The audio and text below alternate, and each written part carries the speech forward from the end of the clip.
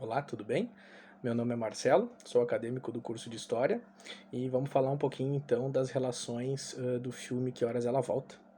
A personagem principal do filme, né, é a Val, uma pernambucana que se muda para São Paulo, onde vai trabalhar como babá e empregada doméstica, né? Então, basicamente, o enredo do filme, ele é constituído a partir dos desafios que a Val, ela enfrenta, né, por ser uma mãe negra, de pele parda, nordestina, pernambucana, empregada doméstica que precisou sair da sua terra a fim de conseguir um emprego em São Paulo, que é para sustentar sua filha.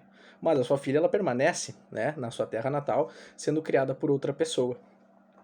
Basicamente, a Val, então, ela obedecia às convenções sociais, trabalhando como empregada na casa dos patrões, que são brancos, da elite paulistana, e era conformada com a sua realidade. Vivia um quartinho na casa de seus empregadores, submissa, né, com regras sociais impostas e que já estavam internalizadas assim nas relações dela com a família para quem ela trabalhava. De modo que toda a situação vivenciada era normal para ela. Não havia nada de assim extravagante, né? Era normal ela viver naquela situação.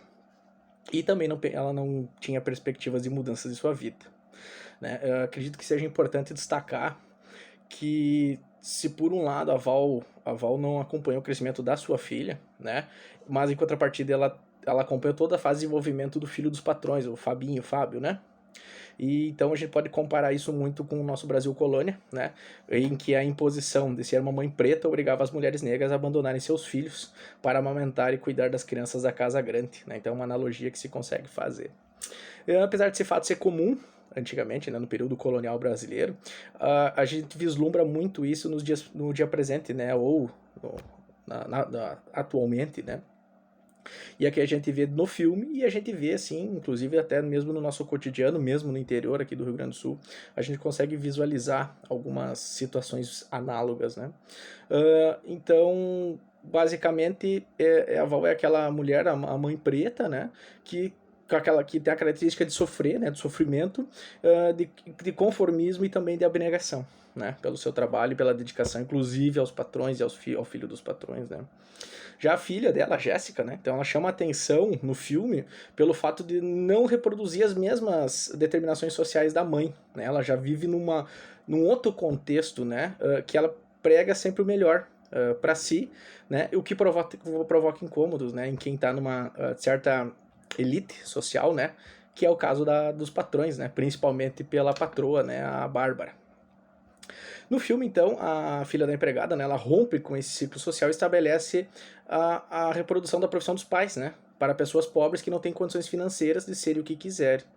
E por ser muito determinada, né, o objetivo dela é passar no vestibular da USP para arquitetura, ela é rotulada, né, principalmente como confiante demais, metida, estranha, de se achar melhor que todo mundo, né, tanto pelos patrões e inclusive pela própria mãe dela.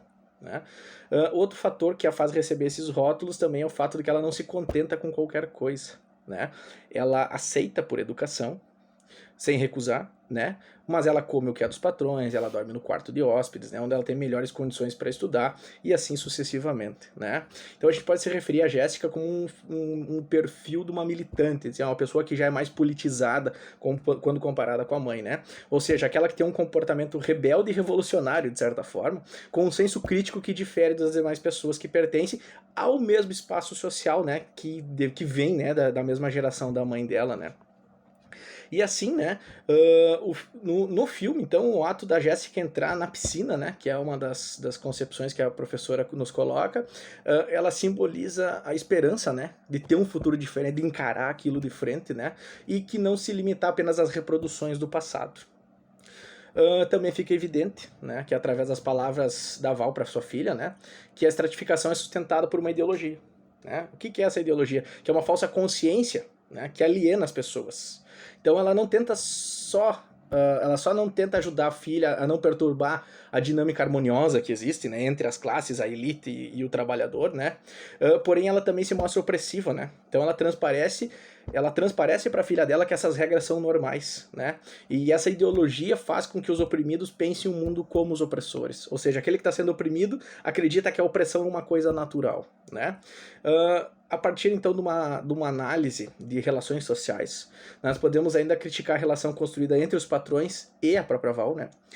Nas suas relações primárias, a família, temos vínculos duradouros afetivos, né? Já nas relações secundárias, que são as racionalizadas, como o trabalho, no caso da Val, a sua posição nesse núcleo familiar se posiciona como, né? Ou como ela está nessa posição, né? Então ela cria o filho dos patrões no lugar de criar a sua filha, né? Na mesma casa deles, né? Durante uma década, né? 10 anos, né? E dessa mesma forma, quando a Jéssica chega, faz ruir essa ideologia oculta dessas contradições, né? E se vê que não há espaço para a tolerância, né? Para o afeto, para o convívio. Jéssica não pode tomar um sorvete, né? Da mesma forma como o Fábio faz, ou o próprio sorvete de forma igualitária de Fábio, né? E também Jéssica não pode ficar na piscina, né? Ela tem que ficar da cozinha para lá, que é o local de sua classe, né? De sua classe. Né? Então a Jéssica ela acaba se virando um objeto, né, de conquista para ostentação e que não está, e por si só, né, não está disposta a se submeter como a mãe dela estava, né? E ao final do filme, né, então com a tomada de consciência da Val, ela acaba abandonando, né? E acaba entendendo que ela tem, de certa forma, um livre-arbítrio, né, que a faz com que ela possa se demitir, né, e assumindo a sua responsabilidade pela sua liberdade, ou seja, ela sai daquele nicho de opressão que existia na casa dos patrões, né. Então, o que a gente pode dizer do filme, né, que ele expressa as tensões surgidas na sociedade brasileira, principalmente através da ascensão das classes menores, classe C, classe D, né? E que transpareceu principalmente quando essas pessoas, de certa forma, que eram consideradas inferiores, elas começam a ter possibilidade de consumo, né? Elas conseguem ter acesso ao consumo de bens, né? O que incomoda as elites, né? Não podemos nos esquecer do problema do excesso de empregados nos aeroportos, as empregadas que podiam ir para Disney, né? Então o filme retrata mais ou menos não, ele retrata essa situação, né, desse convívio entre classes e os problemas que ocorrem, né, nessas relações sociais quando as classes elas conseguem entender que elas são oprimidas e que às vezes elas podem até fazer o papel de opressores, mas eles conseguem se libertar e através dessa liberdade eles começam a entender que têm os seus direitos, tá bom? Muito obrigado, espero ter conseguido me expressar bem dentro do que foi solicitado na disciplina.